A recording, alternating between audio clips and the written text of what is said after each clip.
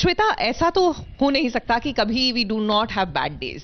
There are always bad days. और मैं ये अपने एक्सपीरियंस से भी बता रही हूँ. जब मुझे लगता है, कई बार मैं सुबह उठती हूँ और मैं कहती हूँ अब मुझसे नहीं हो रहा, मैं या तो घर देख सकती हूँ या फिर मैं अपनी नौकरी कर सकती हूँ. आपके साथ भी ऐसा कभी हुआ? एब्सोल्युटली आदिति, मतलब आप बिल्कुल ठीक बोल रहे हैं कि ऑल डेज के नॉट बी सेम.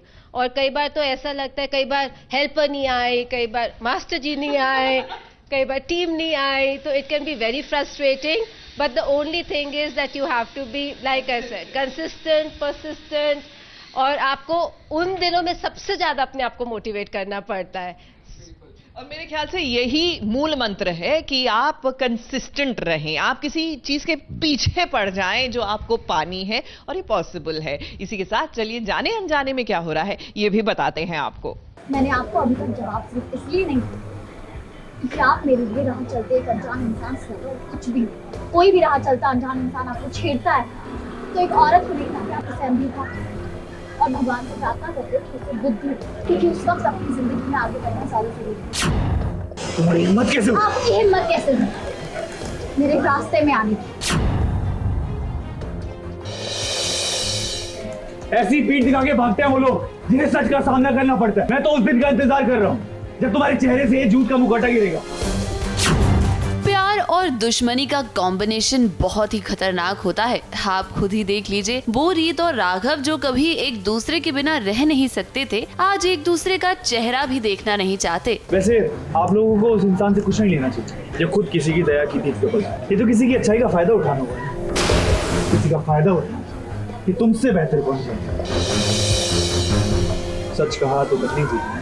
ये तुम्हारी जमानत, तुम्हारी आजादी रोहित से भीख में तो मिली है. इनके बीच इतनी ज्यादा गलतफहमियां आ गई हैं कि दोनों के मन में एक दूसरे के लिए जहर भर चुका है. और आप तो अच्छे से जानते हैं कि ये जहर बुआ जी ने ही भरा है. रीत तो जेल से बाहर आ गई है और ये देखकर राघव को मिर्ची लग रही है. उसे ऐसा लग रहा है कि रोहित ना रीत का साथ दे रहा है क्योंकि वो रीत की सच्चाई नहीं जानता. वैसे राघव, हमें तो ये लगता है कि आपने अपनी आंखों पर एक पर्दा गिरा रखा है. इस वक्त तो आपके सामने बुआ जी की सच्चाई आनी चाहिए, ना कि रीत की. क्योंकि सच तो यही है कि आप बुआ जी की साजिश में बहुत बुरी तरह से फंस चुके हैं, क्योंकि सच आपको दिखाई ही नहीं दे रहा. रीत बहुत ज्यादा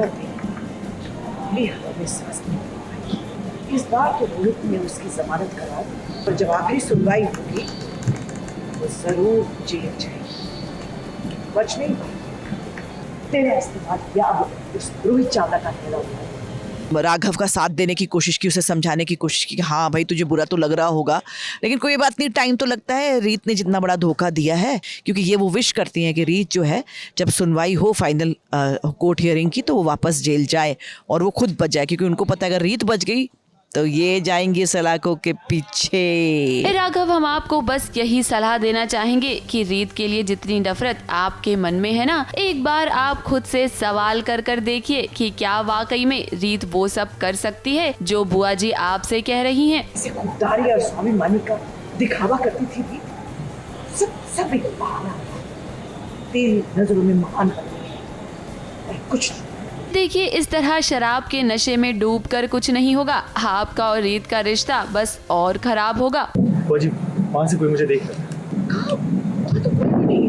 इतना दुख, इतनी परेशानी, ये दिल तोड़ा है.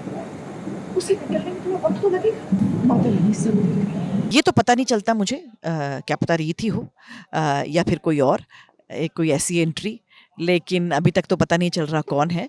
पर मुझे कोई दिखाई नहीं देता.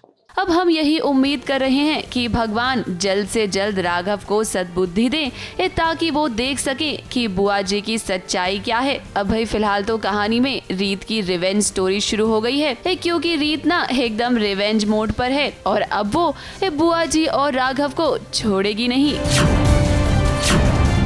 मुंबई से कैमरामैन अनूप रस्तोगी के साथ एबीपी न्यूज रिपोर्ट.